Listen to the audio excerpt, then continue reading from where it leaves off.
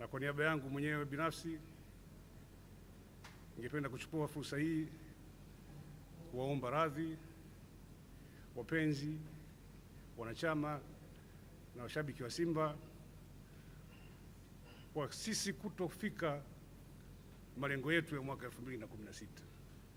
Tulikuwa na malengo sahihi kabisa tuliyojiwekea mwanzoni mwa msimu kwamba itakapofika Mei mwezi huu mwaka huu klabu yetu ingeweza kufanya vizuri na kuweza kuwa mabingwa wa FA na mabingwa wa VPL. Aveva ametaja sababu 8 za Simba kufanya vibaya. Miongoni mwa sababu hizo ni madai ya usaliti wa mchezaji Hassan Kesi Ramadhani ambaye amewafungisha kwenye mechi muhimu, na hata kabla msimu haujaisha amekwenda kusaini Yanga. Wasaliti wengine waliotajwa na Aveva ni Ibrahim Ajibu, Juhuku Morshid, Hamis Kiza, Brian Mwajegwa na Emily ni Mubona. Amefanya rafu faulu ya kimchezo kabisa. Inabidi sasa tuumize kichwa kama ilikuwa ni kimchezo au ilikuwa kimakusudi. Lakini baada ya faulu ile anatoa taarifa usiku ule saa 3 usiku kwamba kesho asubuhi saa 4 ataondoka na fast jet kwenda safari nje ya nchi. Unajaribu kuweka tathmini kwamba huyu askari, je, alikuwa ni miongoni mwetu au alikuwa ni msaliti? Kwa sababu kwanza haiwezekani kwamba alikata tiketi ya ndege usiku ule baada ya adhabu.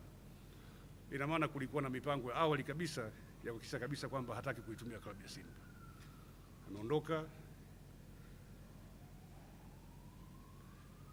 alikokwenda mpaka sasa hivi Simba hatujui, lakini tunasikia tu juu, hatuna taarifa kamili. Lakini hawa ndio wanajeshi ambao wametufikisha hapa tulipo. Hawa ndio wachezaji waliotufikisha hapa tulipo. Wakati bado tunauguzia haya,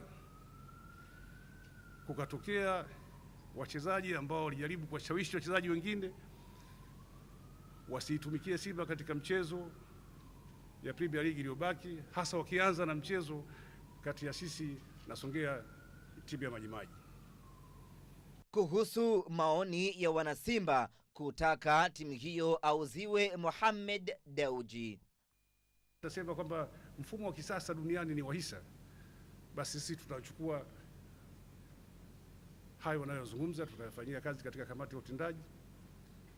Na mwisho ambacho ningetaka kusema katika hili ni kwamba hii club Simba Sports Club ni club ya wanachama. Ni klabu ya wanachama, sio swala la kusema Evans toka ingie fulani, hapana. Au leo lete uza hisa, hapana. Maamuzi yote ya mwisho lazima yarudishe tena kwenye mkutano mkuu, ndio katiba yetu inavyosema. Kwa hiyo tumeunda hii kamati ambayo tumeipa muda mwezi mmoja.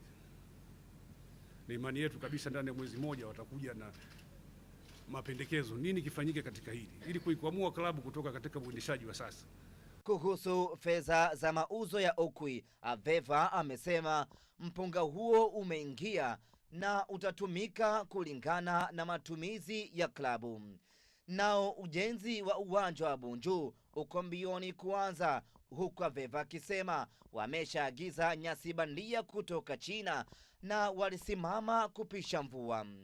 Deni la Donald Musouti, Aveva amesema deni hilo litalipwa na hawakuwa na mpango wa kumdhulumu mchezaji huyo. Aveva akahitimisha kwa kutangaza tarehe ya mkutano mkuu wa wanachama utakaofanyika Julai 10 mwaka huu. Ahmed Ali, Star TV, Dar es Salaam.